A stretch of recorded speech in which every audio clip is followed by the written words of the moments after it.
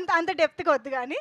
But మీ ఇద్దరి chemistry, I mean మీరిద్దరు ఇంత చక్కగా బాండ్ అయినట్టు మాకు ఇప్పుడు కనిపిస్తుంది even after 12 years. But on sets కూడా ఇలా బిల్డ్ అయిందా this bonding and all?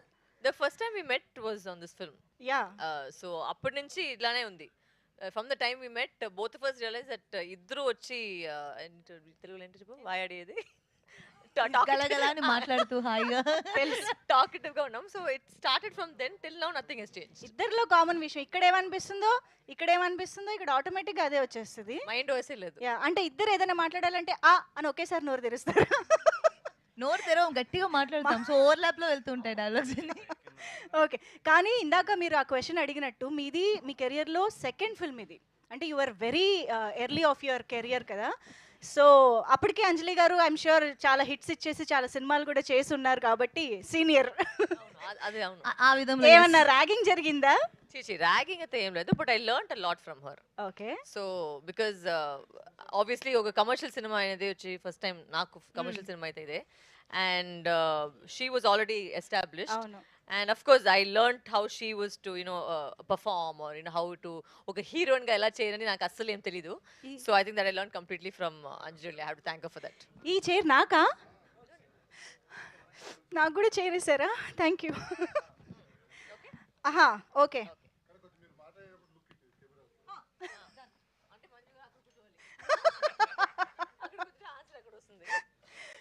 Yeah, కానీ విశాల్ గారి కాంబినేషన్ అండ్ సుందర్ గారి కాంబినేషన్ అంటేనే ఎంటర్టైన్మెంట్కి పెట్టింది పేరు కదా. ఎస్పెషల్లీ అప్పుడు మీరు చేసేటప్పుడు అసలు ఒక స్వింగ్లో ఉన్నారని చెప్పాలి ఇద్దరు కూడా. సో మీరు మీ క్యారెక్టర్స్ని ఎలా ఎక్స్పెక్ట్ చేశారు, ఇప్పుడు ఆడియన్స్ ఎలా రిసీవ్ చేసుకుంటారు అనుకుంటున్నారు? ఎక్స్పెక్ట్ అనేది ఏం లేదు, బికాజ్ ఐ థింక్ దట్ ఆ టైంలో వచ్చి ఒక ఫార్మాట్ ఉండింది కదా. ఒక రెండు హీరోలు ఉంటారు. అంటే ఇప్పుడు ఈ సినిమాలో చూస్తే she played the Indian version of the hero and I played the western version of the heroine. So that balanced ఆ స్క్రిప్ట్ లో వచ్చి అదే బ్యాలెన్స్ కదా. And there is nothing to expect now or not to expect, because ఆ టైంలో trend అయితే అది. అంటే మేము ఇప్పటికి మిమ్మల్ని ఇలాగా ఫియర్స్ రోల్స్ లో చూసేసి ఉన్నాం. చూసుకున్న తర్వాత రొమాన్స్ కూడా వచ్చింది చెప్పేసి ఇంకొక సైడ్ లో వస్తుందేమో. ఓకే. అంజలి గారు కూడా ఐ థింక్ ఇప్పుడు మీరు చేస్తున్న అంటే సబ్స్టాన్షియల్స్ రోల్స్ అనేవి ఈ మధ్య కాలంలో విమెన్ కి చాలా ఎక్కువ రాస్తున్నారు, మీరు చేస్తున్నారు కూడా. బెస్ట్ ఎగ్జాంపుల్స్ మీరు ఇద్దరే. సో అలాంటిది మళ్ళీ ఇప్పుడు సడన్ గా మిమ్మల్ని మీరు ఆ glamorous version of yours that commercial typical commercial heroines version చూసుకుంటుంటే ఎలా అనిపిస్తుంది అసలు?